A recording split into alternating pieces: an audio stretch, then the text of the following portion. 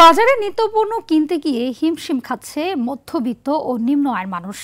চাল ডালে বাড়তি, ডিম ও মাছ মাংসের সঙ্গে সবজির দামও অসহনীয়। খুচরা বিক্রেতারা বলছেন দাম বাড়ার ফলে কমে গেছে বিক্রি। সরবরাহে ঘাটতি না থাকার পরও বাজারে অস্থিরতার জন্য সরকারের দুর্বল তদারকিকে দায়ী করছে ভোক্তারা। আরও জানাচ্ছেন বিপুল দেব রায়।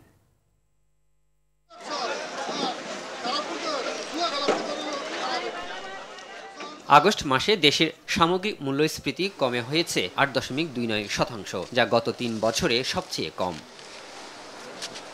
তবে মূল্যস্ফীতি কমার এই হিসেবের সঙ্গে খুব একটা মিল পাওয়া যাচ্ছে না বাজারে। রাজধানীর কাউরান বাজারে গিয়ে দেখা গেছে মোটা সরু সব ধরনের চালই বিক্রি হচ্ছে আগের বাড়তি দরে। চিনি গুঁড়ো বাজার আগের গত বছরও চাউল এখনো আছে, কিন্তু এই চিনি গুঁড়ো চাউলও এই কয়দিনে চাল পার কেজিতে ৮ থেকে ১০ টাকা দাম বেড়ে গেছে।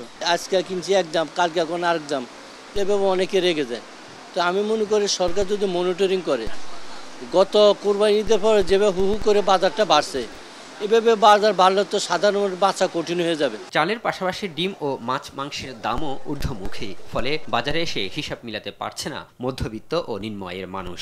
ক্রেতা কম, বিক্রি নাই, এখন নিচ্ছে না, হয়তো মানুষের কাছে অর্থ নাই, টাকা নাই, পয়সা নাই, দেশের অর্থনৈতিক ভালো না। আমি রুই মাছ নিয়েছি 350 টাকা করে, যেটা গত সপ্তাহেও 300 বা 280 টাকা করে নিয়েছিলাম। এটা মধ্যবিত্তের নাগালের অনেকটা বাইরেই বলা যায়। সবজির বাজারেও নেই স্বস্তি, 80 টাকার নিচে মিলছে না কোনোটিই। কারণ স্যালারি তো আমাদের দেখা যায় কি 1500 2000, এর বেশি তো আর বাড়তেছে না, কিন্তু জিনিসপত্রের দাম তো অনেক বেশি।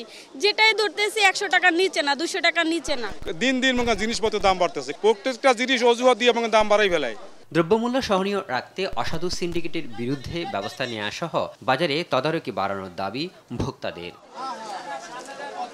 বিপুল দেব রায়, RTV, ঢাকা।